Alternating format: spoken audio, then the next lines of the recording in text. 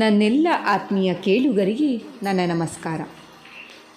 ಜ್ಞಾನಾರ್ಜನೆಯ ಆಸೆಯೊಂದಿಗೆ ಒಬ್ಬ ವ್ಯಕ್ತಿ ಮನೆಯಿಂದ ಹೊರಗಡೆ ನಡೆದ. ಹೇಗಾದರೂ ಮಾಡಿ ಜ್ಞಾನಿಯಾದ ಗುರುಗಳನ್ನು ಪಡೆದುಕೊಂಡು ಅವರಿಂದ ಜ್ಞಾನ ದೀಕ್ಷೆಯನ್ನು ಹೊಂದೋದು ಅವನ ನಿರ್ಧಾರ ಆಗಿತ್ತು.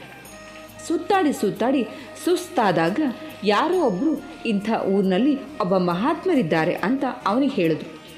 ಇವನು ಅಲ್ಲಿ ಓಡಿ ಹೋದ. ಮಹಾತ್ಮರನ್ನು ಕಂಡು ತನ್ನ ಆಸೆಯನ್ನು ಹೇಳಿಕೊಂಡ.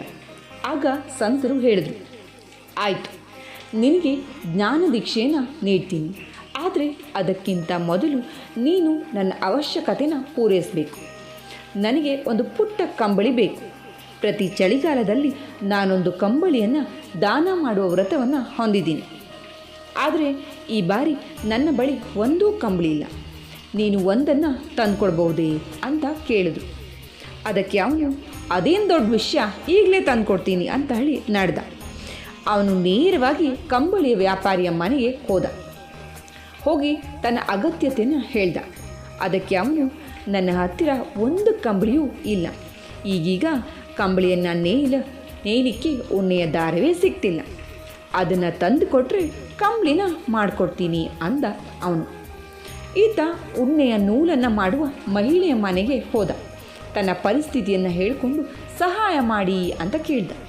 ಆಕೆ ಹೇಳ್ತಾಳೆ, ಹೌದಪ್ಪ, ನಿನಗೆ ಜ್ಞಾನ ಬೇಕು ನಿಜ, ಆದರೆ ನನ್ನ ಕಷ್ಟ ನನಗೆ.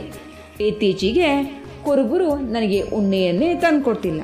ನೀನು ಹೋಗಿ ಒಂದಿಷ್ಟು ಉಣ್ಣೆಯನ್ನು ತಂದುಕೊಟ್ರೆ ನೂಲು ಮಾಡಿಕೊಡ್ತೀನಿ ಅಂದ್ಲು. ಇವನು ಕುರುಬರ ಪ್ರಮುಖನ ಬಳಿಗೆ ಹೋದ. ತನ್ನ ಜ್ಞಾನದಾಹದ ವಿಷಯವನ್ನೆಲ್ಲ ವಿಸ್ತಾರವಾಗಿ ಹೇಳ್ಕೊಂಡ. ಸ್ವಲ್ಪ ಉಣ್ಣೆ ಬೇಕು ಅಂತ ಕೇಳಿದೆ. ಆ ಹಿರಿಯ, ಅದೇ ಜ್ಞಾನವೋ ನನಗೆ ತಿಳಿದು, ನನ್ನ ಸಮಸ್ಯೆ ನನಗೆ. ರಾತ್ರಿ ಕುರಿ ಕಾಯುವಾಗ ಅವು ತಪ್ಪಿಸ್ಕೊಂಡು ಹೋಗಿಬಿಟ್ಟಿವೆ. ಅವುಗಳನ್ನು ಕೂಡಿ ಹಾಕಲಿಕ್ಕೆ ಮರದ ಬೇಲಿಯೊಂದು ಕಟ್ಟಿಸಬೇಕಾಗಿದೆ. ನೀನು ಹೋಗಿ ಬಡಿಗನಿಂದ ಅಂತ ಒಂದು ಬೇಲಿಯೊಂದನ್ನು ಮಾಡಿಸ್ಕೊಂಡು ಬಾ.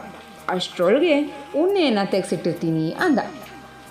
ಈ ಜ್ಞಾನದಾಹಿ ಬಡಿಗನ ಮನೆ ಹತ್ತಿರ ಹೋದ. ಆತ ತಲೆ ಮೇಲೆ ಕೈ ಹೊತ್ತು ಕೂತ್ಕೊಂಡಿದ್ದ. ಯಾಕಪ್ಪ, ಏನು ಚಿಂತೆ ಅಂತ ಕೇಳ್ದ.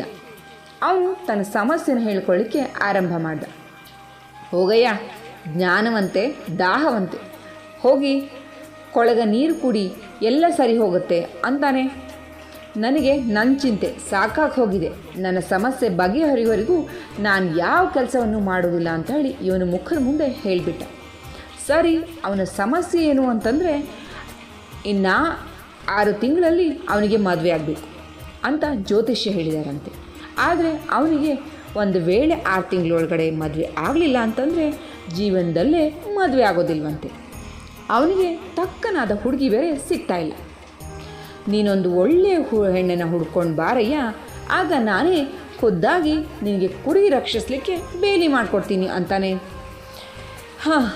ಇಷ್ಟೆಲ್ಲ ಆದ ನಂತರ ಇವನು ಜೋಲು ಮೋರೆ ಹಾಕಿಕೊಂಡು ಹೊರಬಂದ. ಓಣಿ ಅಲದ.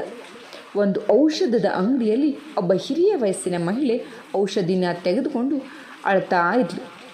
ಏನು ಕಾರಣ ಅಂತ ಇವನು ಕೇಳಿದಾಗ ಅವಳ ಮಗಳಿಗೆ ಆರೋಗ್ಯ ಹದಗೆಟ್ಟಿದೆ, ಅದು ಮನೋರೋಗವಂತೆ. ಈತ ಆಕೆಯೊಂದಿಗೆ ಮನೆಗೆ ಹೋದ. ಅಲ್ಲೊಬ್ಬ ತರುಣಿ ಮಲಗಿದ್ದಾಳೆ. ತುಂಬ ಸುಂದರಿ ಆಕೆ, ಆದರೆ ಬಳಲಿ ಹೋಗಿದ್ದಾಳೆ.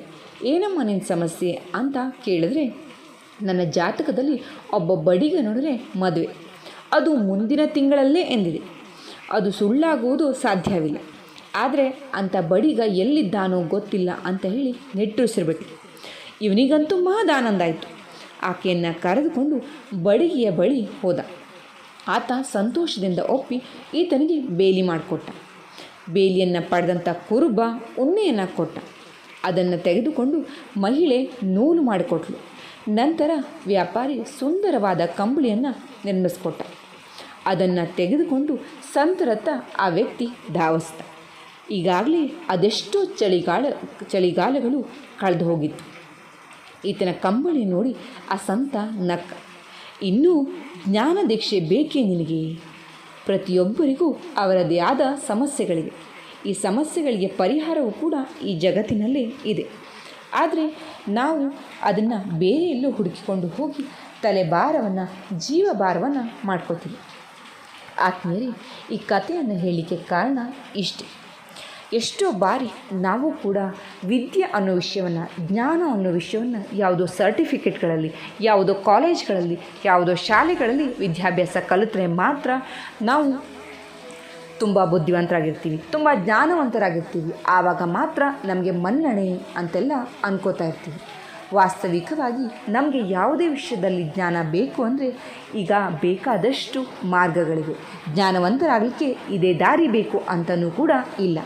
ಹಾಗಾಗಿ ನಮ್ಮ ಮನಸ್ಸನ್ನು ಮುಕ್ತವಾಗಿಟ್ಕೊಂಡು ಹೊಸ ಹೊಸ ವಿಷಯಗಳನ್ನು ಕಲಿಯೋದ್ರ ಮೂಲಕ ಜ್ಞಾನವನ್ನು ಸಂಪಾದನೆ ಮಾಡೋಣ ಅಂತ ಹೇಳ್ತಾ ನನ್ನ ಸುಂದರವಾದ ಕಥೆಯನ್ನು ಮುಗಿಸ್ತೀನಿ. ಕೇಳಿದ್ದಕ್ಕೆ ಧನ್ಯವಾದ.